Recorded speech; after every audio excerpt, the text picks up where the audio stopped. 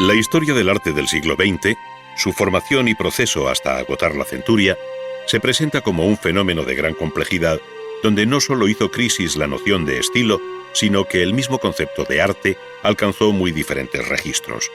Ello dio lugar a nuevas expresiones artísticas que, bajo nombres como el de performance, happenings o instalaciones, ofrecieron imágenes muy distintas de lo que hasta 1900 se consideraba como una obra de arte.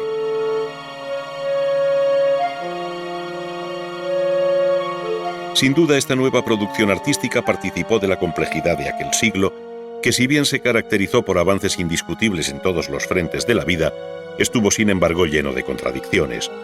Factores tan característicos de este periodo como los valores de mercado, el consumo, la publicidad y la globalización afectaron también de un modo directo a la obra de arte.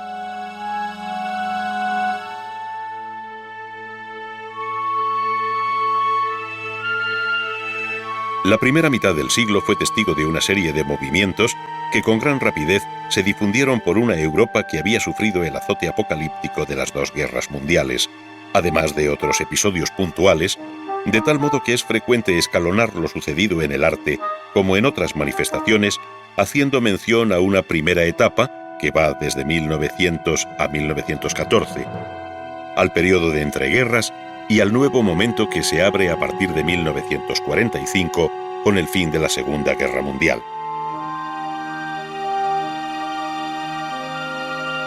El tiempo transcurrido desde entonces permite valorar con objetividad un rico panorama en el que se distinguen varios movimientos de vida más o menos corta que se influyen mutuamente y donde muchos de sus mentores son los mismos artistas. Todos ellos compartieron un inquietante afán por encontrar la expresión propia del siglo XX, un arte nuevo para un nuevo siglo. Las artes plásticas tuvieron entonces una participación decidida en todo el proceso de cambio que se operó en la sociedad, estableciendo fuertes lazos de unión con la literatura, la música, el teatro, el cine o el ballet, dentro de un clima general de cambio.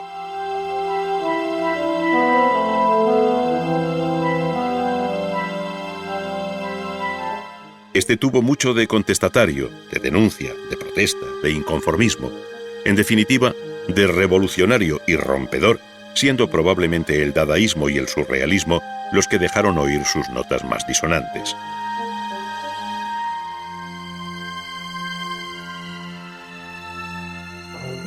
Dentro de la literatura artística son muy conocidos los testimonios personales de los propios artistas, sean los apuntes de un pintor como Matisse o las reflexiones sobre el arte metafísico de Giorgio de Chirico.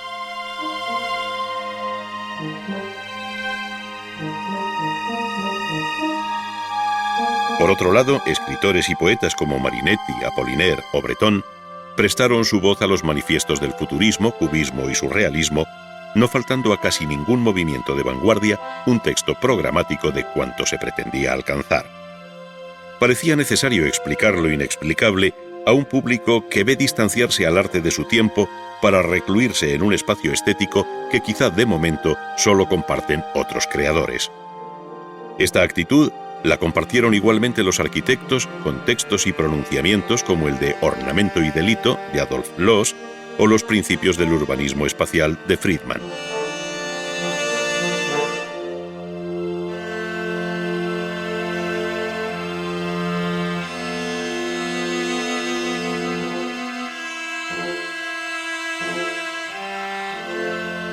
La formación del artista al margen de los centros oficiales y académicos fue otra de las preocupaciones de estos movimientos de vanguardia, de tal modo que los propios artistas también quisieron reglar su aprendizaje. Surgieron así experiencias de gran alcance, aunque de corta existencia, como la Bauhaus en Alemania, donde se dieron cita arquitectos, escultores y pintores en el común deseo de vivir una comunidad en la que se borrara la separación entre artesano y artista. Su manifiesto fundacional proclama que arquitectos, escultores y pintores, todos tenían que volver a la artesanía y comenzar nuevamente en el taller.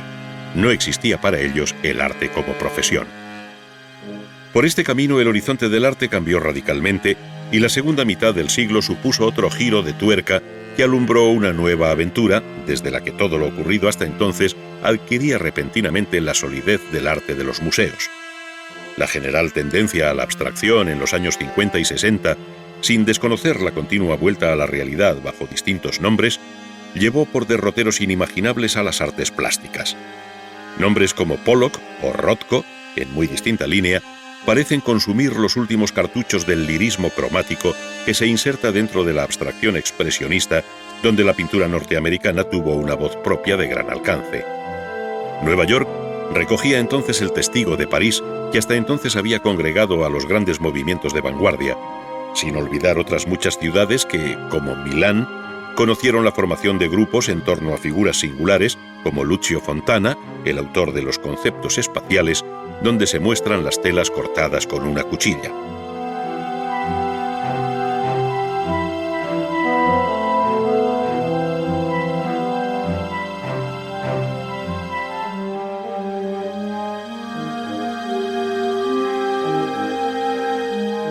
En los años 60 aparecieron nuevas tendencias como el pop art o arte popular, destinado a un público muy amplio por procedimientos muy elementales, baratos y repetitivos, vinculado a la publicidad y de carácter efímero, pensado sobre todo para atraer a los jóvenes de una sociedad de consumo.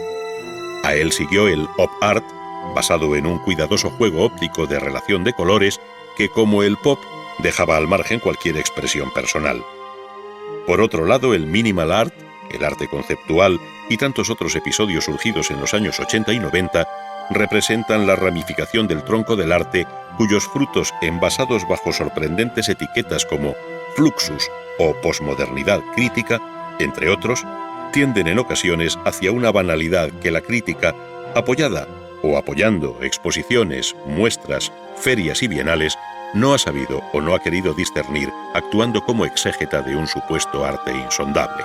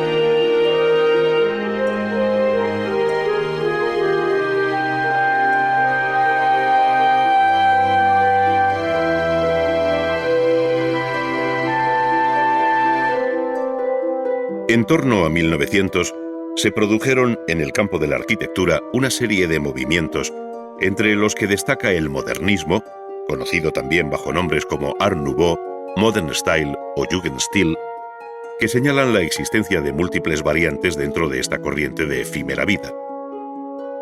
Su origen parte de la experiencia personal del arquitecto belga Victor Horta, quien en la última década del siglo XIX ya había sentado las bases de aquel cambio que coincidiría con el tránsito hacia el siglo XX. A él se vincula la obra de otros muchos arquitectos que, sin ser modernistas, como Gaudí, tantearon las posibilidades expresionistas de aquella nueva arquitectura que, rebasando los límites del historicismo y del eclecticismo, abría las puertas al nuevo siglo XX.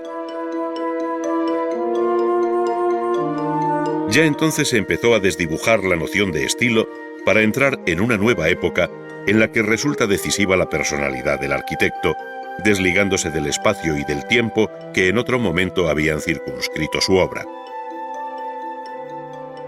En otras palabras, la arquitectura se fue haciendo más abstracta, si cabe, y comprometida consigo misma, como sucede en el Palacio Stocklet de Bruselas, obra de Joseph Hoffmann.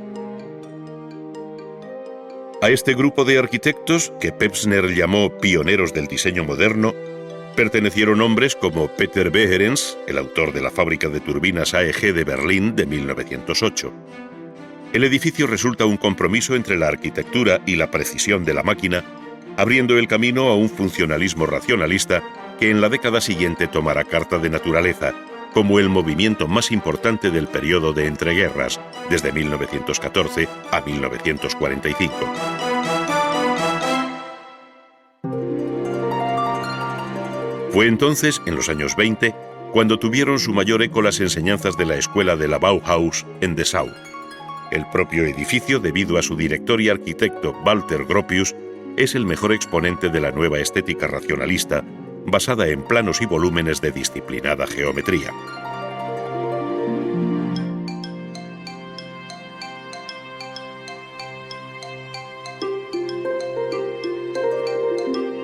Este planteamiento funcional prevaleció sobre la corriente expresionista, que en Alemania contó con las primeras obras de Mendelssohn. Su torre observatorio de Potsdam es un acabado ejemplo del plasticismo visionario de su autor, muy alejado de la tendencia racionalista que valoró el silencio del plano en detrimento de la tensión muscular de la arquitectura.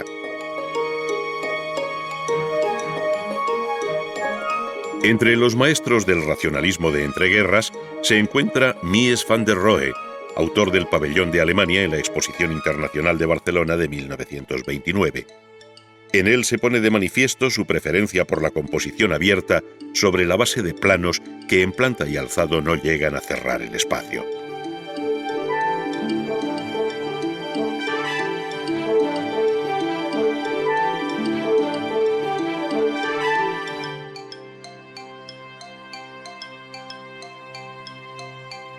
Otros movimientos más o menos emparentados con la experiencia cubista, como el holandés de Stiegel o el constructivismo ruso, contribuyeron a la formación de la nueva imagen de la arquitectura, reforzando la línea, potenciando los planos y yuxtaponiendo geométricos volúmenes. Pero pocos arquitectos como Le Corbusier supieron interpretar el nuevo código de la arquitectura racionalista, poniendo en evidencia la estructura del edificio que aparece como alzado en el aire sobre unos pilotes. Le Corbusier buscó volúmenes de luminosas superficies, eliminando la cubierta tradicional y abriendo largas ventanas en fachada, como de modo ejemplar se cumple en la Villa Savoia, en Poissy. Aquel funcionalismo potenciado por los congresos internacionales de arquitectura moderna, bajo la influencia directa de Le Corbusier, no fue un todo uniforme, sino una fuente común en la que bebieron otras muchas tendencias, desde el clasicismo que subyace en la obra del italiano Libera, hasta las sólidas propuestas nórdicas de Asplund para la Biblioteca Pública de Estocolmo. La arquitectura norteamericana se benefició de la presencia de algunos de los grandes maestros europeos que se vieron obligados a exiliarse, continuando allí su obra y asumiendo algunos valores locales. Así se explica mejor el Seagram Building, proyectado por Mies van der Rohe en 1954 dentro de la tradición del rascacielos neoyorquino, pero con una novedosa pureza formal.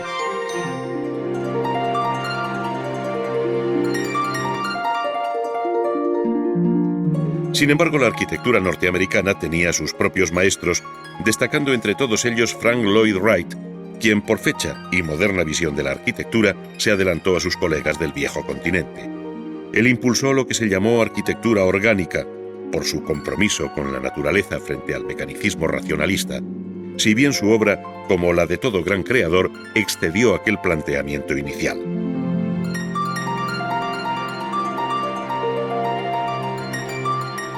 Obras como la Casa de la Cascada o el Museo Guggenheim de Nueva York quedarán para siempre como hitos de la historia de la arquitectura en la que Wright tiene un lugar de honor.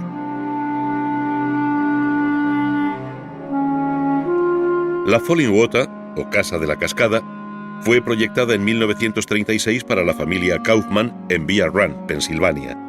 Se trata de una casa unifamiliar en medio de un bellísimo paraje natural que el arquitecto no modificó para hacerlo cómplice de su proyecto.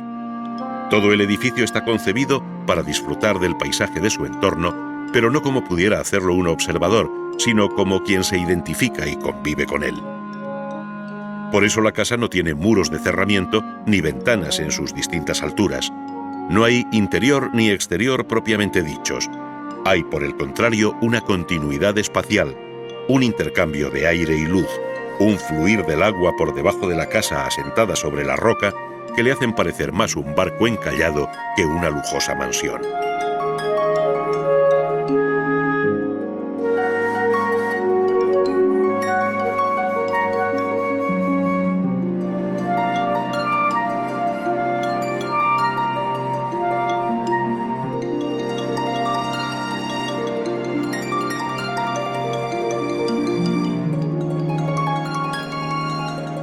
El arquitecto hizo aquí patente su idea de la arquitectura orgánica, a la que había dedicado el año anterior un libro en el que reconocía a la naturaleza como maestra, como guía segura para no caer en lo falso, injustificable y fuera de su tiempo.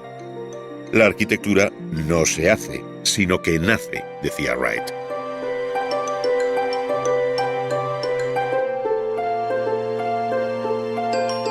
Hacia los años 50 la arquitectura dio también otro giro en Europa después de la Segunda Guerra Mundial y en manos de los mismos maestros del racionalismo.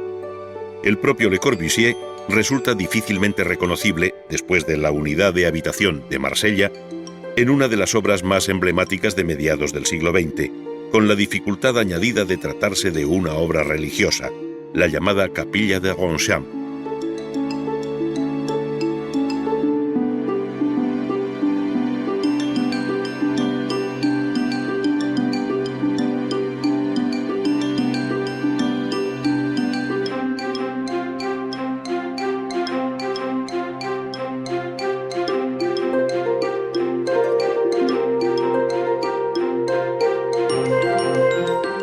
Al mismo tiempo, la arquitectura se benefició de las atrevidas propuestas llegadas del campo de la ingeniería, en la que tanto el hormigón como las estructuras metálicas representaron una aportación fundamental en el cambio de semblante de la arquitectura, olvidando el academicismo en el que cayó el propio racionalismo. Nombres como los de Luigi Nervi, Eero Saarinen o Fray Otto, todos ellos activos en la mitad de los 60, están ligados a esta corriente que mantiene aún vivo el interés por la forma aparente, por la piel, pero también por las masas en tensión y las superficies continuas.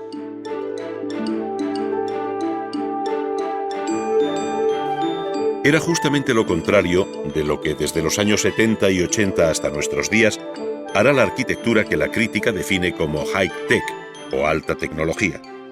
Esto es, la visión descarnada de la arquitectura, dejando vista la estructura del edificio con cierta agresividad desafiante y muchos gestos gratuitos que nada tienen que ver con la tradición ni el lugar. Así lo hicieron Piano y Rogers en el Centro Pompidou de París o Foster en el Banco de Hong Kong de esta ciudad china, siendo una de las obras más características en esta línea el edificio Lloyd de Londres, proyectado por el mismo Richard Rogers. En la propia capital inglesa habría que visitar otras obras recientes en este género, como la Estación Internacional de Waterloo, a la que llegan los trenes procedentes de Francia por debajo del Canal de la Mancha. Un ejercicio de pura tecnología, pero de limitado interés artístico debido a Nicolas Grimshaw.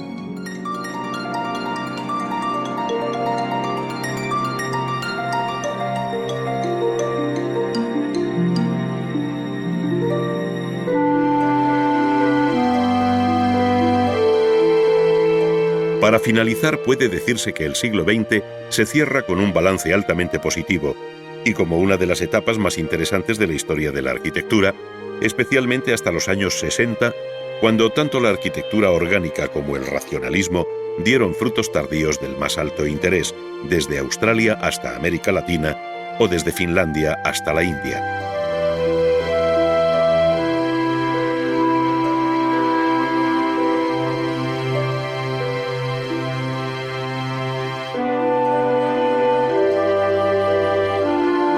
En los últimos años de la centuria han proliferado tendencias prematuramente bautizadas con nombres de dudosa claridad conceptual que en ocasiones apenas afectan a media docena de edificios de verdadero interés. Es lo que ocurre con la arquitectura postmoderna o con el adjetivo deconstrucción, que afectarían respectivamente a obras tan representativas como el Portland Building en Portland, de Michael Graves, y al Museo Guggenheim de Bilbao, obra de Frank Gehry.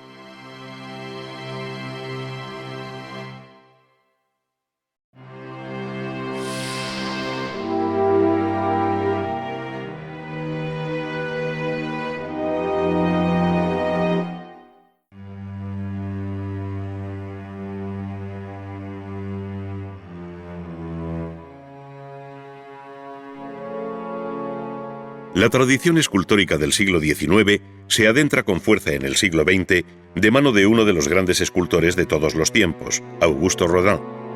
Su obra se produjo prácticamente en el siglo XIX, pero algunas, como Las Puertas del Infierno, llamada así por inspirarse en la Divina Comedia, le acompañó más allá de su muerte.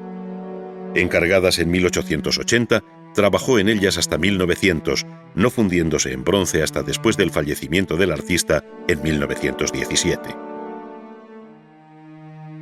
Rodin hizo de la figura humana el objetivo de su obra, y en este sentido mantuvo la tradición que desde la antigüedad consideró al desnudo como el asunto principal de la escultura.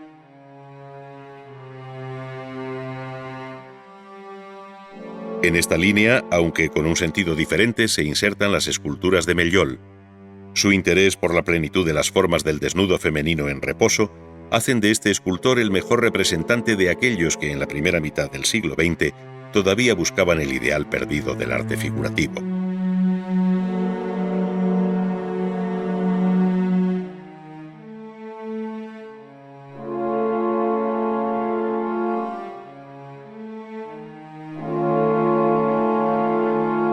Algunos pintores, como Degas, Renoir y Bonnard, hicieron escultura, pero fue Matisse quien mejor expresó lo sucedido en poco tiempo con la figura humana. Sus conocidos relieves mostrando la espalda de una mujer, que hoy guarda el Museo Pompidou de París, ofrecen el proceso de simplificación formal y la visión sintética hacia la que tiende el arte de su tiempo. Entre la primera versión, que data de 1909, y la última, de hacia 1930, se ha pasado del análisis a la síntesis, hasta llegar a una interpretación de la figura humana que raya con la abstracción.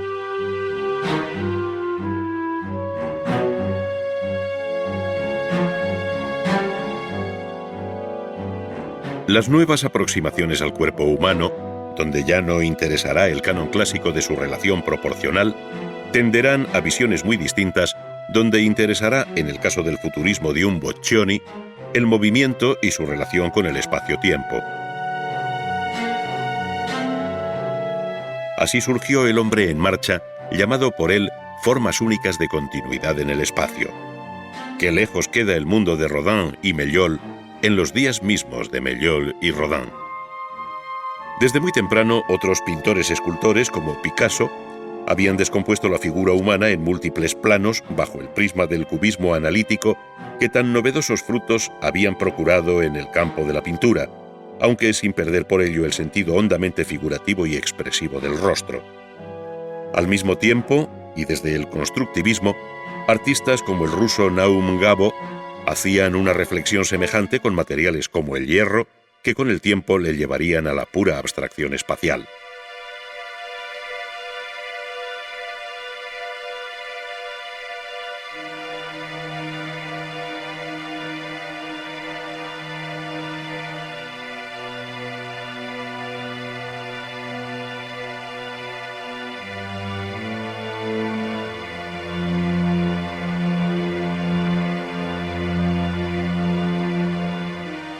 Por otro camino diferente, escultores más comprometidos con la concepción tradicional del volumen, como el rumano Brancusi, que acarició y pulió sus obras en mármol y bronce hasta convertirlas en unos objetos bellos en sí mismos, al margen de la naturaleza o de lo que representaran.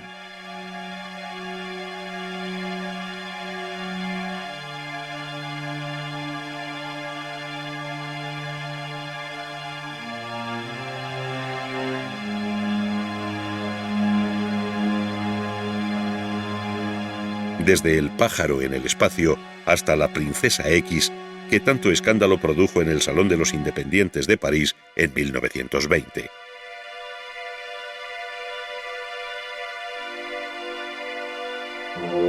El inglés Henry Moore se sumó a quienes veían en la figura humana una fuente inagotable de inspiración, no tanto para seguir escrutando sus posibilidades formales como para ahondar en su poder expresivo. Su visión resulta de gran originalidad al mostrar al tiempo las formas internas y externas del cuerpo humano, creando campos de luz y sombra de una belleza desconocida. Junto al poder creciente de la abstracción, en cuyo origen tuvo un decisivo papel Brancusi, se abrieron otras muchas vías de expresión que incluyeron las provocaciones nihilistas del dadaísmo, las experiencias cinéticas y el artificio irónico del surrealismo.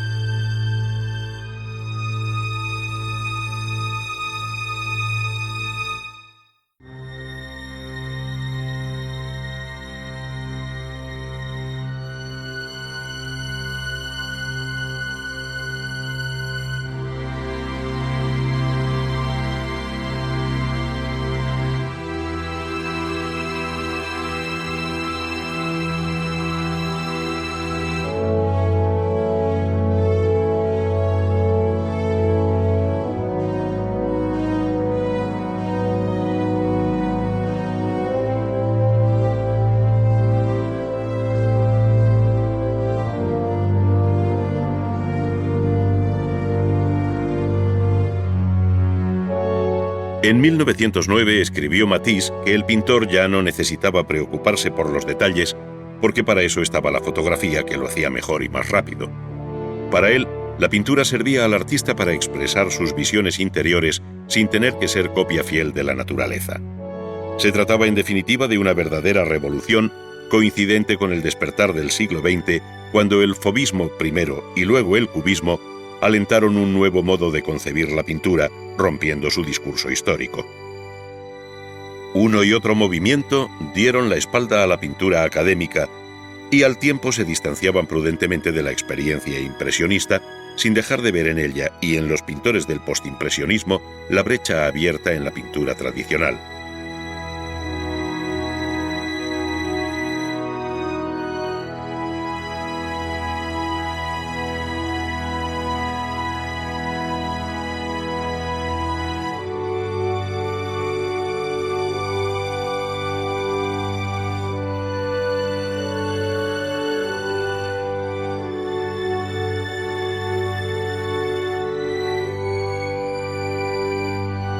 El nombre de fauvismo viene de fauve, esto es, fieras o salvajes, que es como la crítica adversa bautizó a los pintores que participaron en 1905 en el Salón de Otoño de París. Entre ellos estaban Matisse, Derain y Vlaminck, que tenían en común el empleo violento del color puro, sin mezclas ni matices, con un sentido vital e instintivo.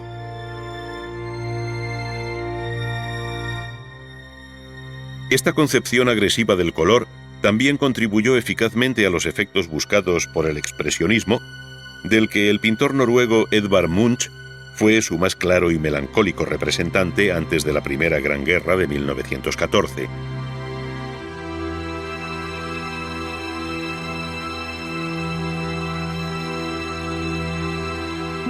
Con él estuvo vinculado el grupo expresionista alemán de El Puente, en Dresde, formado por pintores como Kirchner y Pechstein, a los que se unieron otros como Emil Nolde.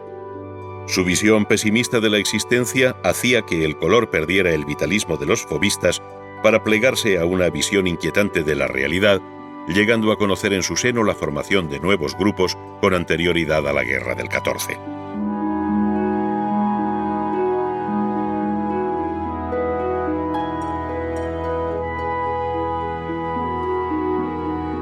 El más importante fue, sin duda, el llamado Jinete Azul, o Der Blaue Reiter, que ya dejaba ver la influencia del cubismo, pero sin perder el interés por el color.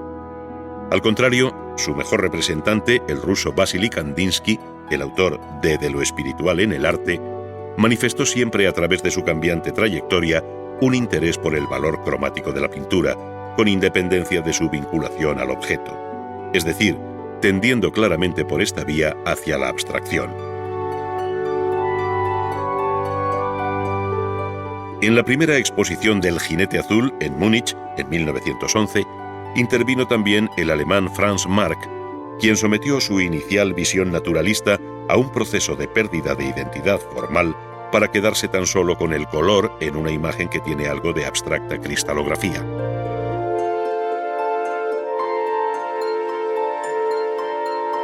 Tanto el fauvismo como el expresionismo afloraron de nuevo con fuerza en el periodo de entreguerras, mostrando muy diversas tendencias.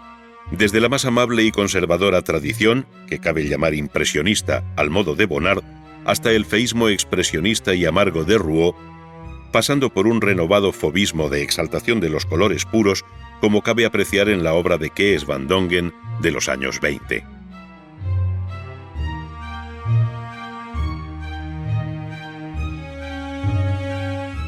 En paralelo a todo lo apuntado anteriormente se desarrolló el movimiento cubista, que tuvo mucho de espina dorsal del arte durante la primera mitad del siglo XX, si bien casi todo estaba dicho antes de 1914. Frente a la primacía del color, el cubismo se interesó por la forma, sometiéndola a un análisis, descomposición y síntesis que sonó como un golpe de gong en la historia del arte en general, más allá de su particular incidencia en el ámbito concreto de la pintura. Nada volvería a ser igual después del cubismo, que además contagió a todo cuanto sucedió en su entorno, generando movimientos satélites de gran importancia. Es aquí donde nombres como Picasso y Braque adquieren el carácter de pioneros en esta verdadera revolución artística, de un alcance insospechado en sus momentos iniciales. Se trataba de la pintura pura, como escribió Apollinaire en su libro sobre los pintores cubistas. El parecido ya no tiene importancia alguna, pues el artista lo sacrifica todo a las verdades o necesidades de una naturaleza superior que supone sin descubrirla. La pintura, en fin, transforma cruelmente todo cuanto alcanza.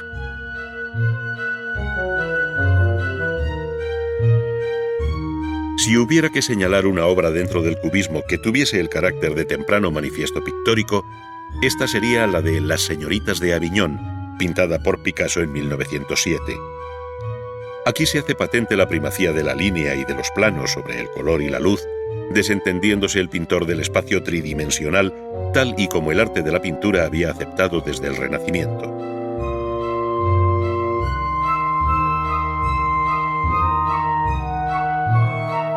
El espacio ya no pretende reproducir un escenario real, sino que es un simple lugar de encuentro y yuxtaposición de planos y líneas en los que no existe la perspectiva.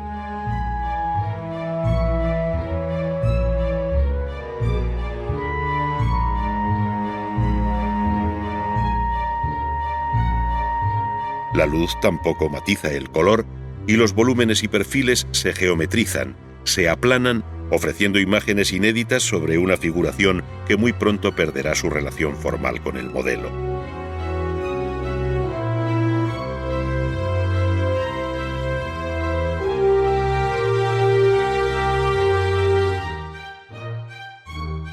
Pero esto solo era el comienzo de un proceso de transformación, debido a un cambio del concepto de la pintura y del arte en general, que le llevaría por muy distintos derroteros, incluso dentro de la corriente cubista y de la obra de un mismo pintor, como sucedió con Picasso, que compuso en clave cubista obras de muy diferente sonido.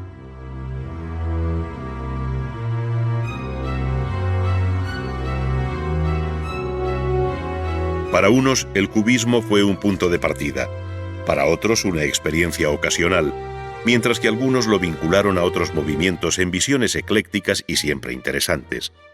Así lo hicieron Severini, Boccioni y Russolo dentro de la corriente futurista italiana, cuyo primer manifiesto, redactado por Marinetti, data de 1909.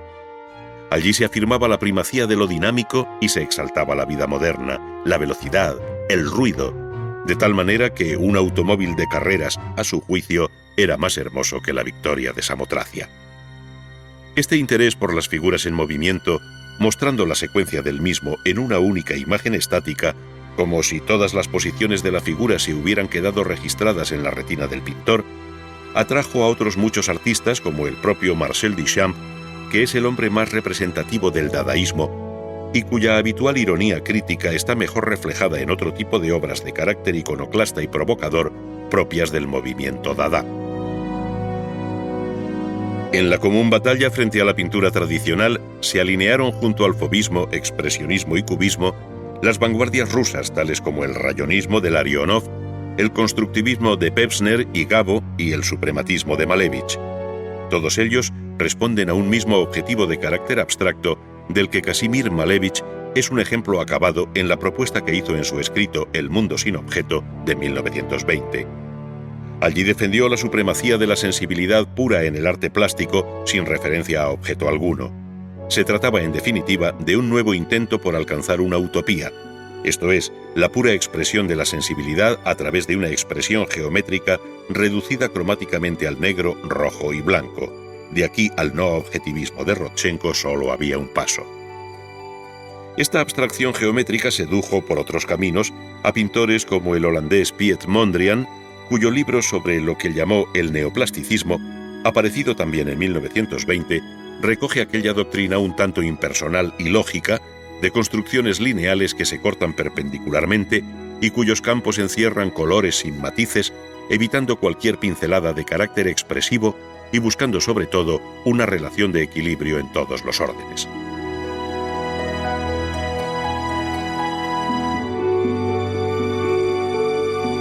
De este modo, en torno a 1920, se habían sentado ya las bases de las distintas tendencias de la pintura del siglo XX, a las que habría que añadir otras muchas, como pueden ser la llamada pintura metafísica, de Quirico, con ensoñadoras pero sólidas imágenes que parecen reencontrarse con una parte de la historia por el modo de considerar los objetos en el espacio.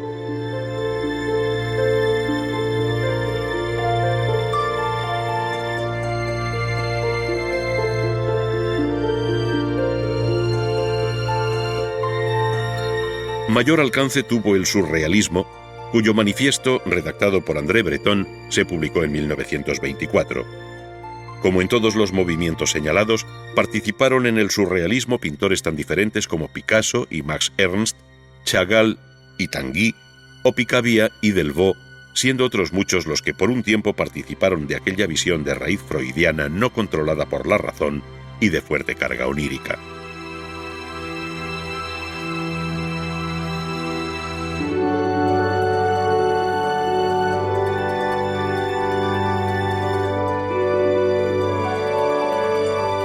Su expresión aparente va desde el realismo agudo al modo de Dalí o Magritte hasta los elementos filiformes de un Miró.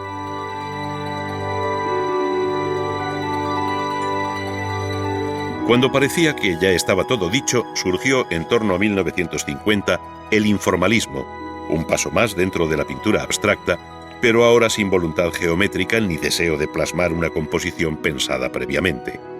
Por el contrario, en el informalismo prima todo lo que hay de rapidez e improvisación sobre la pintura misma durante el proceso de ejecución. Esto es lo que hizo el pintor norteamericano Jackson Pollock en lo que se ha llamado pintura de acción. El suelo sustituye al viejo caballete, los colores se vierten directamente sobre el soporte y el artista alcanza efectos cromáticos sorprendentes y nuevos que ponen en evidencia la sensibilidad de su autor para controlar con éxito tan rápido proceso. A partir de aquí todo es posible. Surge la pintura del signo y del gesto, la pintura matérica, la escultopintura, etc., utilizando técnicas mixtas que acompañan al siglo XX hasta el final de sus días, como puede verse en la obra de Anne Hamilton, expuesta en la Bienal de Venecia de 1999, que puede tomarse como un gran signo de interrogación sobre el porvenir del arte en el umbral del siglo XXI.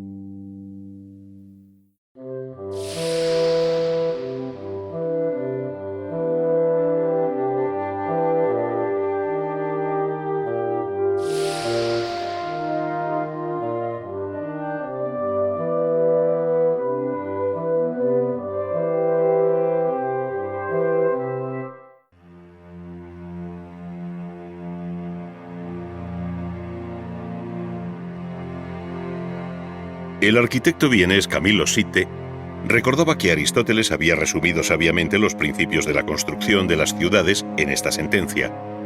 Una ciudad debe construirse de manera que proporcione a sus habitantes seguridad y felicidad. A esto añadía que para alcanzar esta meta no bastaba con la ciencia de un técnico, se necesitaba además el talento de un artista. Es decir, Sitte concebía la ciudad como una obra de arte.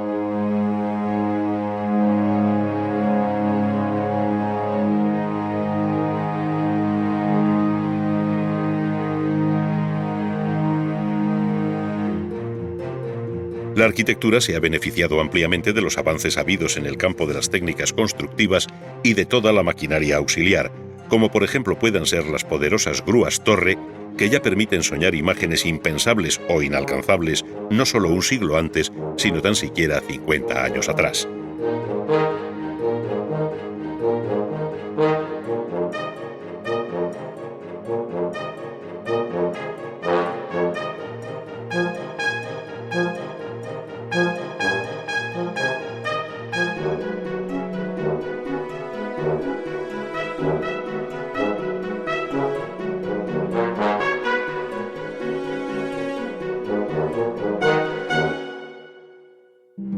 Al observar el ágil vuelo de las plumas de estas grúas torres, montadas sobre mástiles que pueden alcanzar los 120 metros de altura, cabe preguntarse hasta dónde hubieran llegado en otro momento los grandes constructores de las catedrales, cuyo ingenio suplió siempre la limitación de sus herramientas.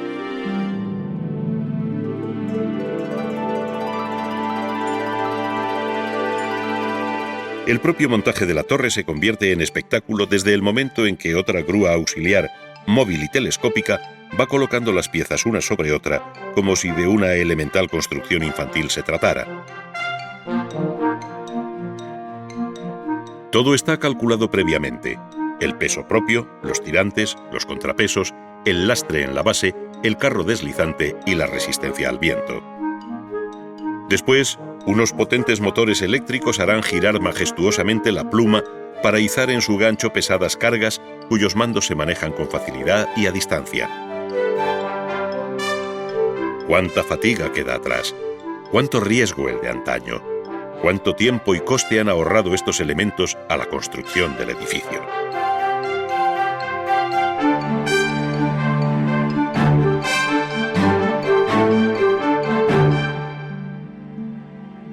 Las reflexiones anteriores aumentan nuestra admiración por las obras de otro tiempo, a la hora de construir imponentes bóvedas como la del Panteón de Roma, hecha en ladrillo y hormigón sobre cuidados encofrados cuyos materiales no izaban las grúas torre, ni su mortero era bombeado cómodamente a través de una manga. Sin embargo, se alcanzaron aquí 42 metros de luz y altura, todo un reto en la historia de la construcción de cúpulas. La arquitectura comenzó entonces una verdadera carrera consigo misma para alcanzar nuevas metas: mayor altura en los edificios, mejor iluminación, novedosas soluciones como la serie de cúpulas y semicúpulas sobre pechinas que caracteriza el templo de Santa Sofía de Constantinopla. Pero si la altura alcanzada por aquel templo bizantino rozaba los 55 metros, esta cota sería prácticamente doblada por la cúpula de la Catedral de Florencia, concebida en 2 hojas por Brunelleschi en el siglo XV. El talento constructivo de Brunelleschi y su formidable intuición situaron esta obra entre las más formidables de la arquitectura de todos los tiempos. La experiencia acumulada, y dejando otras tentativas intermedias, la segunda mitad del siglo XVII, el siglo de la Revolución Científica, vio levantar cúpulas de fábrica cada vez más sabias, aligerando el peso propio y multiplicando los casquetes que la componen. Esto es lo que hizo Christopher Wren en la Catedral Anglicana de San Pablo de Londres, permitiendo además barrocos juegos de luz, cuya procedencia se oculta ahora para quedarse solamente con el efecto final.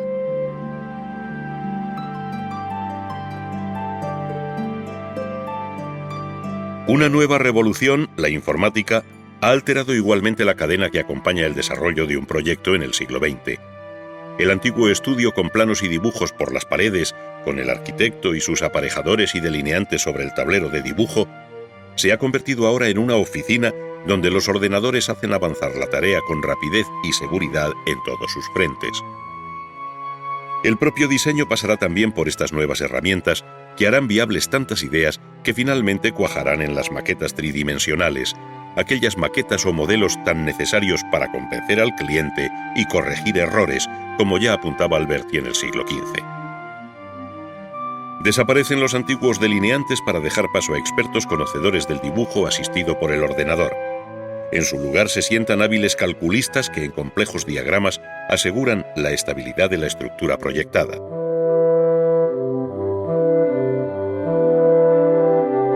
No obstante, todo ello tendrá su origen en el croquis que con lápiz y sobre el papel, como seculares herramientas del arquitecto, permite visualizar las primeras ideas del proyecto. Así, perspectivas, plantas, secciones, axonométricas o alzados componen un repertorio formal donde la línea estricta, la sombra o el volumen acusan el peculiar modo expresivo de este o aquel arquitecto.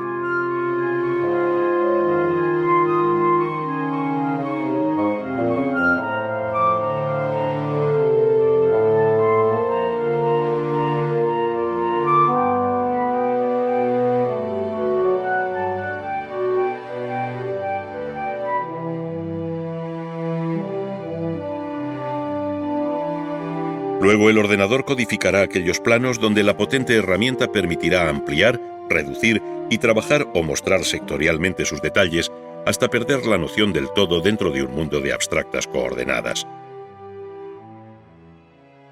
Por medio del ordenador se pueden manejar igualmente programas que no solo visualizan la imagen bidimensional del proyecto, sino que simulan en 3 dimensiones su composición volumétrica. Es decir, por procedimientos sencillos se logra una maqueta virtual que en cierto modo desplaza a la maqueta tradicional, teniendo en cuenta las posibilidades de dar color, tonos, luces, sombras, de dejar vista su estructura o los diferentes acabados en superficie. El ordenador se ha convertido en una herramienta indispensable en el estudio del arquitecto, permitiéndole incluso la recreación de su entorno natural o urbano con gran verismo.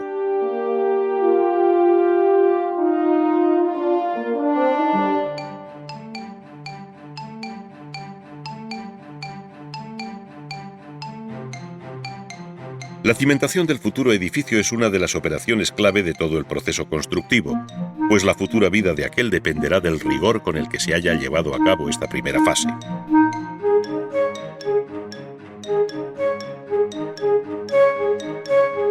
El primer vaciado con grandes máquinas excavadoras sobre orugas que mueven su brazo articulado con el cucharón va acompañado de la construcción de pantallas y pilotes que aseguren la estabilidad del terreno circundante. Al quedar este en alto, según se profundiza para la construcción de los sótanos, es necesario afianzar estos cortes, taladrando oblicuamente las pantallas y cosiéndolas al terreno con cables que después se hormigonarán.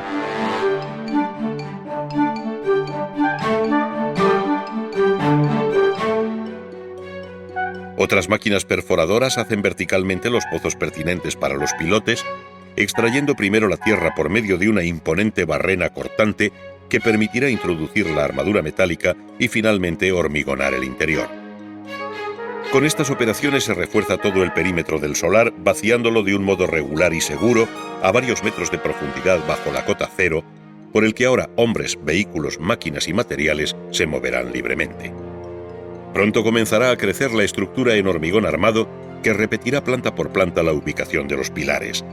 Para su construcción se repite el viejo sistema de un encofrado que sin embargo se ha sofisticado y normalizado al máximo, aprovechando las plaquetas o planchas que forman la caja para utilizarlas a lo largo de la obra.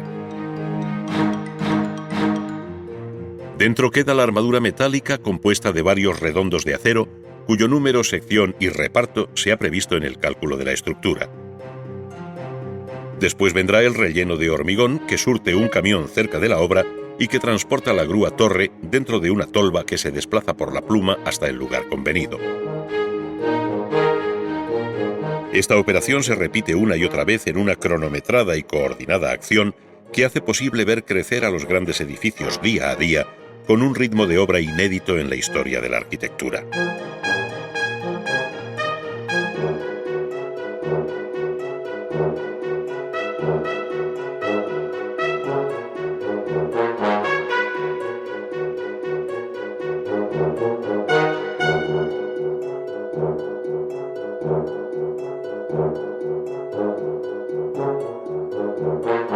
Cuando se alcanza la altura de los forjados, se prepara el mallazo, las piezas cerámicas huecas que recibirán su capa de compresión, hormigonándolo todo hasta formar el piso general de esta altura, repitiéndose la maniobra del mismo modo tantas veces como alturas tenga el edificio.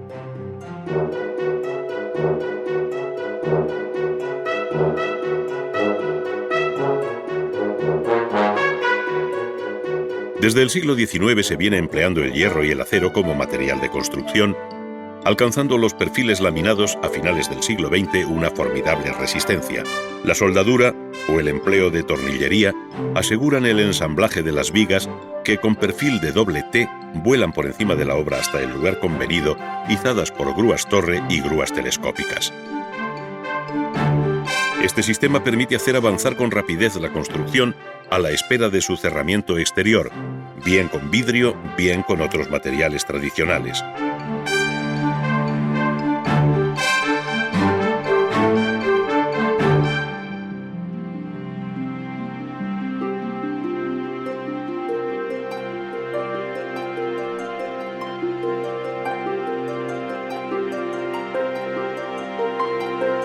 Según nos acercamos al final del segundo milenio, la arquitectura y la construcción experimentan y asumen los últimos avances tecnológicos que hacen posibles los proyectos más utópicos.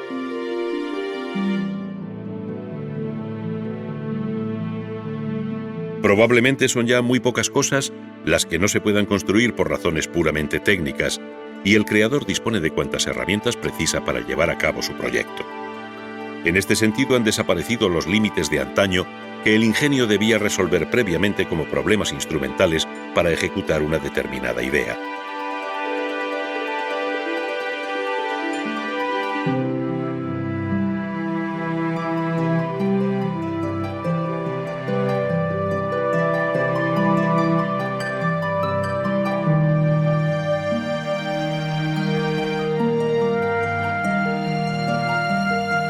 Hoy, la idea misma, por un problema de autoexigencia, se ha hecho más difícil y obliga no tanto al ingenio como al talento del artista a comenzar de nuevo por un camino de búsqueda hasta alcanzar con éxito la meta propuesta. En una palabra, un horizonte difícil donde, sin embargo, siempre encontraremos cosas nuevas. Por otra parte, las fronteras que en otro tiempo separaban de modo tajante la arquitectura de la ingeniería y a ambas de las artes plásticas, prácticamente se han borrado, pues muchas veces los propios creadores participan de todas estas disciplinas.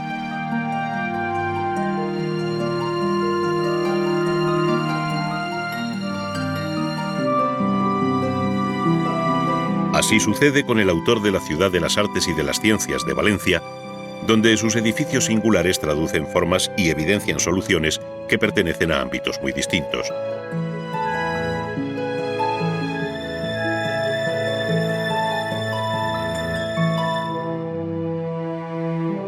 El Hemisféric, el Umbráculo, el Oceanógrafo, el Palacio de las Artes o el Museo de las Ciencias invitan a contemplar y disfrutar de un mundo formal de concepción casi barroca, donde la línea dibuja sobre el cielo perfiles ondulantes. El vidrio se alía con la estructura metálica, la luz baña con especial intensidad todos los planos y volúmenes hasta penetrar en ellos y recrear una belleza interior que, ingrávida, impulsa a dejarse seducir por ella como visitantes de un extraño planeta.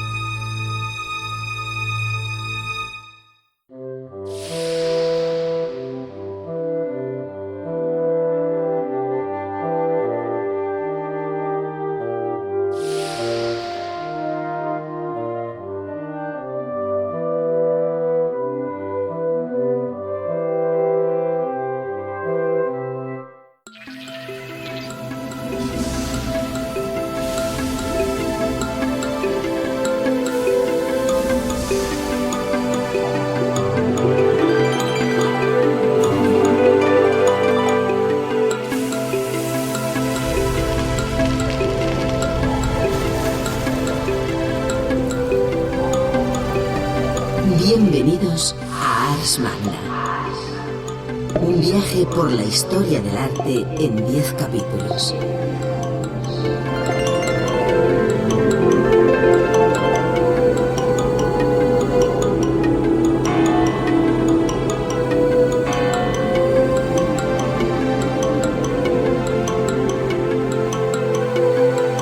A través de sus contenidos podrán recorrer la evolución de las diferentes disciplinas artísticas, conocer el arte producido en los 5 continentes y descubrir las técnicas empleadas por pintores, escultores, artesanos y constructores.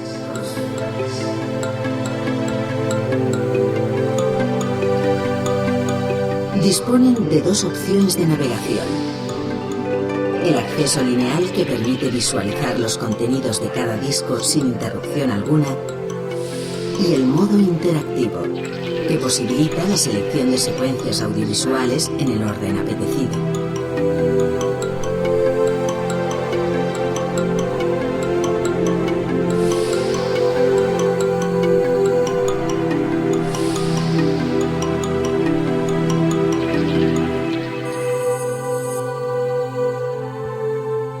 Sumando a distancia les permitirá recorrer y seleccionar las opciones dispuestas en los distintos menús.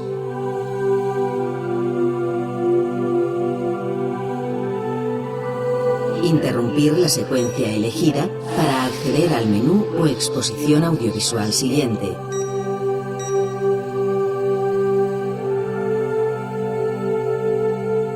Cambiar el idioma de consulta sin interrumpir la secuencia en curso. Change the language sense interrompre la seqüència en curs. Y manejar su lector DVD como cualquier aparato de vídeo doméstico.